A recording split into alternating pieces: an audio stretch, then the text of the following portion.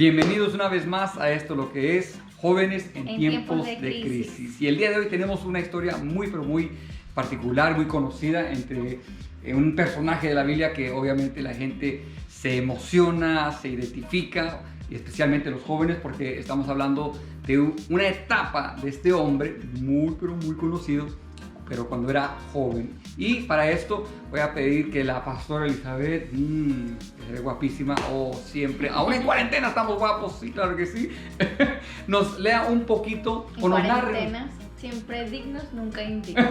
Vamos a continuar. Que nos cuente un poquito lo que es el primer libro de Samuel, capítulo 17. Vamos a leer unos versículos, pero más o menos cuál es la historia, el trama que se está dando aquí. Vamos a usar, estos van a ser nuestros versículos bases. El número 28 del capítulo 17 de Primera de Samuel, y dice de esta manera: uno de esos días, Yesé le dijo a David su hijo: ve al campamento y llévale a tus hermanos 20 litros de trigo tostado y estos 10 panes.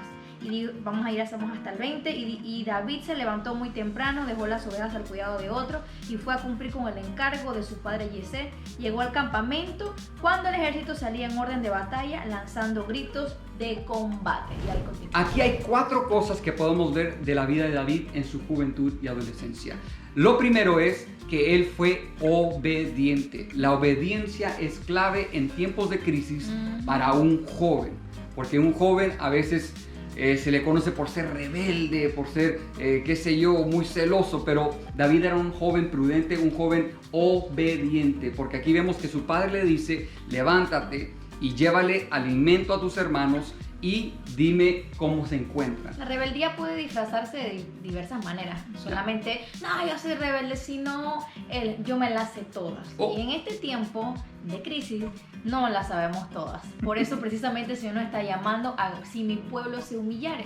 Recordando el versículo clave y base que Dios nos ha estado hablando durante estas últimas semanas con nuestro apóstol. Si su pueblo, o sea nosotros, nos humillamos, entonces no nos las sabemos todas, así que la obediencia es clave en este periodo. Ahora, parecía una tarea sencilla, pero era muy, muy importante, porque sin alimento no tenían fuerza. A veces las cosas sencillas son donde menos obedientes queremos ser. Claro. Sé obediente en todo, dice Dios: más que sacrificios, prefiero la obediencia. Y bueno, como segundo punto que vemos aquí es que David fue prudente.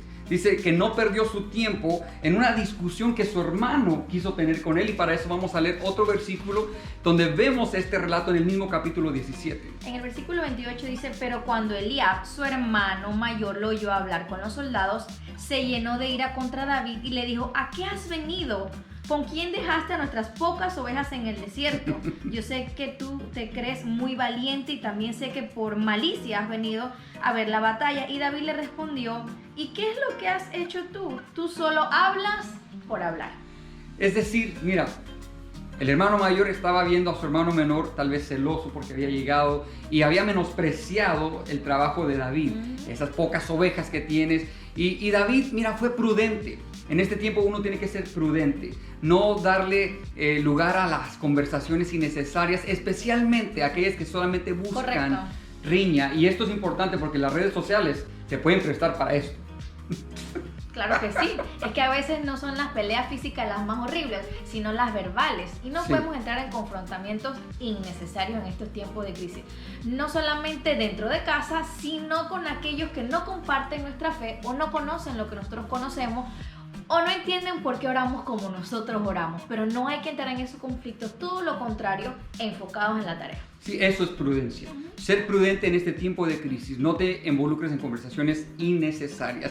Y como tercer punto, vemos que David tenía preparación. Ahora, no vamos a usar el versículo de referencia porque tendríamos que ir a otra porción de la vida de David, pero David tenía preparación. ¿Por qué? Cuando se enfrentó a Goliat, no es que venía de la nada. Dice que cuando él cuidaba de las ovejas de su padre, él peleaba contra leones y contra osos. Dice que si venía un oso, si venía un león en contra de la oveja, entonces él le arrebataba a la oveja y también hería al león o hería al oso y lo mataba.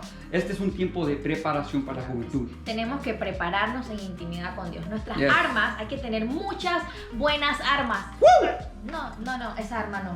Estoy hablando de esta arma, o sea, sea, el ayuno, nada de memerre, sino que entrar y prepararnos en intimidad. Nuestra guerra no es contra carne ni sangre, Correcto. sino es espiritual. Y tenemos que estar preparados en este tiempo. Mucha gente me dice, ¿y ahora qué hago? ¿Ahora qué haces? Aprovecha este tiempo, Yes. prepárate, conoce más de Dios, afianza tu fe y dile, Señor, muéstrame, dame visión para el futuro. Entonces la preparación nos va a ayudar cuando salgamos de todo esto, la cuarentena, del toque de queda, estaremos bien preparados para lo que viene. Ciertamente la iglesia va a ser diferente, el mundo va a ser diferente, pero la juventud, como estamos en esta crisis, nos estamos preparando con todas las herramientas que Dios nos ha dado. Ahora que dices preparando, qué bueno, que para este tiempo el Señor ya nos había enseñado muchas cosas. Hemos sido jóvenes que afuera de nuestras casas hemos estado vigilando en las madrugadas, ayunando los sábados y en las convocatorias ya globales de la iglesia, pero también hemos salido a evangelizar, hemos predicado, hemos preparado nuestras vidas. Así que yo creo que también toda esa preparación de antemano nos enseña que para este tiempo hay algo más que podemos aprender. Amén.